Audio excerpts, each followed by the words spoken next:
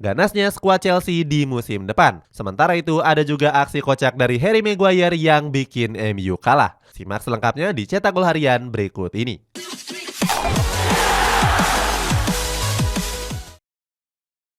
Manchester United kembali menelan kekalahan di laga uji coba keempat menghadapi Borussia Dortmund. Dalam laga tersebut, skuad Red Devils takluk dengan skor tipis 2-3.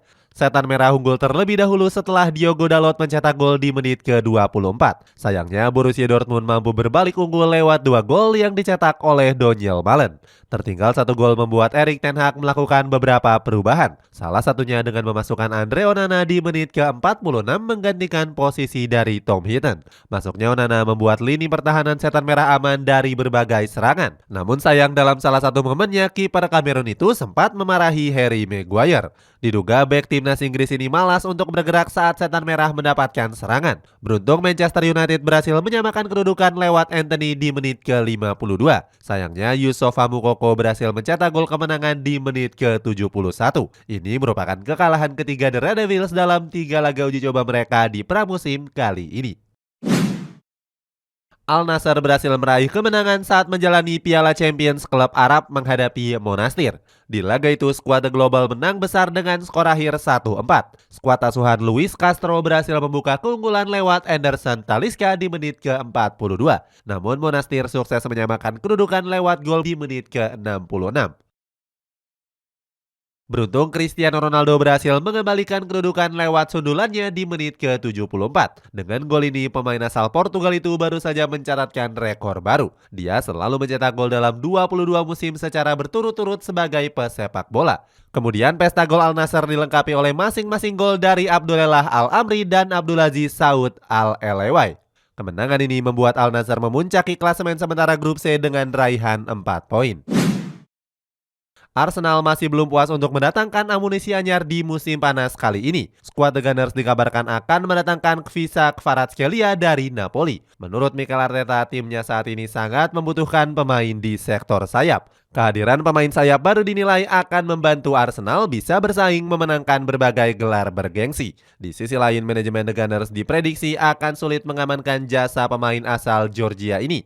Sebab Napoli memagari Kvaratskhelia dengan mahar di atas 100 juta euro.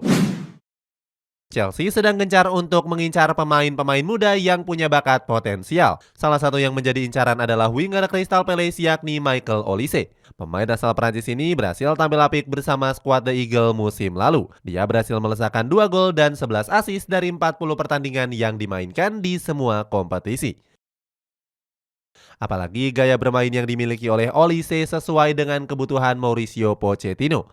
Sebab pemain 21 tahun ini bisa bermain di banyak posisi sekaligus. Peluang Chelsea untuk mendatangkannya terbuka sangat lebar. Pasalnya Crystal Palace akan melepas sang bintang seandainya ada penawaran yang cocok. Chelsea nggak kunjung menemukan kiper baru setelah Edouard Mendy memutuskan untuk hengkang. Terbaru, manajemen The Blues mengincar penjaga gawang Brighton yakni Robert Sanchez. Kabarnya kiper asal Spanyol itu akan menjadi pesaing dari Kepa Arrizabalaga. Saat ini Robert Sanchez sendiri berencana untuk hengkang dari Brighton karena dikucilkan oleh Roberto De Zerbi. Akan tetapi manajemen menyerahkan semuanya kepada sang pelatih Mauricio Pochettino.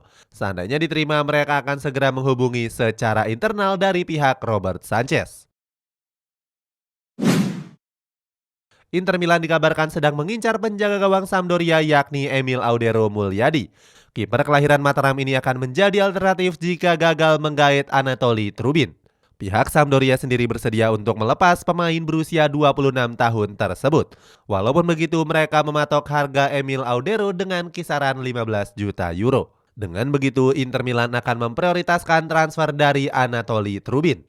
Hanya saja Nerazzurri masih cukup kesulitan untuk mencari kesepakatan dalam transfer tersebut. Paris Saint-Germain mengalihkan fokus mereka kepada Randal Kolo Muani. Bomber dari Eintracht Frankfurt tersebut menjadi incaran utama setelah Les Parisiens gagal menggait Harry Kane. Santi Auna menyebut jika PSG saat ini tengah melakukan negosiasi terkait transfer Kolo Muani. Jurnalis Foot Mercato itu mengklaim kalau Les Parisiens telah mencapai kesepakatan. Di musim lalu, bomber timnas Prancis itu tampil impresif dengan catatan 23 golnya. Dia bahkan menjadi salah satu pemain yang membawa timnas Prancis melaju ke final Piala Dunia 2022. Paris Saint-Germain sedang gencar untuk mengejar tanda tangan dari Ousmane Dembele. Pemain asal Prancis itu sangat disukai oleh pelatih Luis Enrique.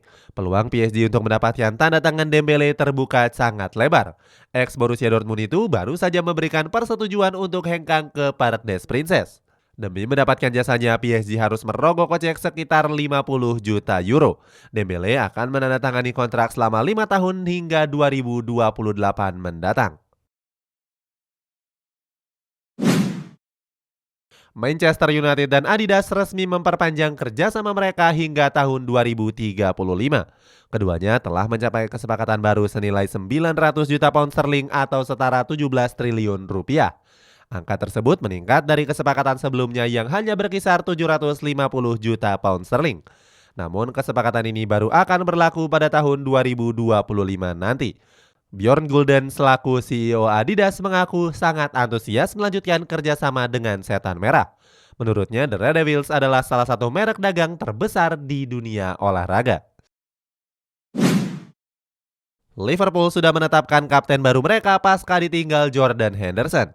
Menurut situs resminya, skuad The Red Devils resmi menunjuk Virgil van Dijk sebagai pemimpin barunya.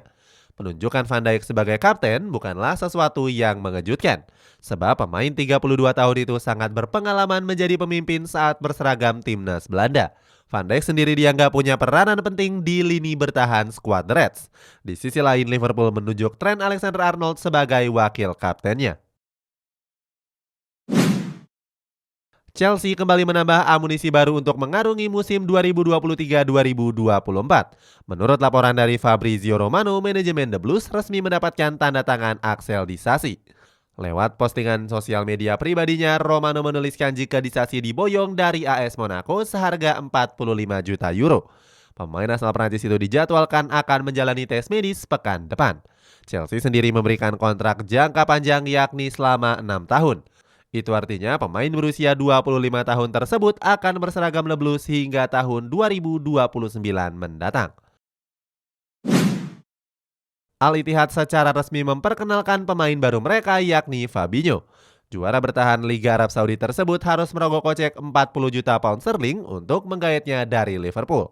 Jurgen Klopp sendiri sebenarnya mengaku ingin mempertahankan Fabinho di musim panas ini. Akan tetapi pelatih Jerman tersebut mengaku tergiur dengan tawaran besar yang diajukan Al-Ittihad. Selain itu, Fabinho sendiri juga berniat untuk hengkang karena mendapatkan gaji yang cukup besar. Pemain asal Brazil ini mendapatkan gaji sebesar 425 ribu pound sterling per pekannya. Liverpool sedang gencar dirumorkan akan mendatangkan Kylian Mbappe dari Paris Saint-Germain. Klub raksasa Inggris itu berniat untuk meminjam sang bomber selama 1 musim ke depan. Rumor kedatangan Mbappe ke Anfield rupanya telah sampai ke telinga sang pelatih Jurgen Klopp. Pelatih asal Jerman ini justru menertawakan kabar kepindahan Mbappe. Menurut Jurgen Klopp, Liverpool nggak punya banyak dana untuk menebus Mbappe dari PSG. Di sisi lain, ex-pelatih Borussia Dortmund ini memuji bomber Prancis itu sebagai pemain yang sangat bagus. Mulai musim depan, Premier League memutuskan kebijakan baru soal tambahan waktu. Dilansir dari The Guardian, waktu permainan di Premier League akan bertambah lebih panjang. Peraturan yang dimaksud berkaca akibat selebrasi gol, pergantian pemain, atau perawatan cedera. Hal ini dilakukan untuk mengurangi trik pemborosan waktu dalam pertandingan. Aturan ini sudah dilakukan pada gelaran Piala Dunia Qatar lalu. Pada kompetisi tersebut, waktu permainan bahkan sering mencapai 100 menit lebih.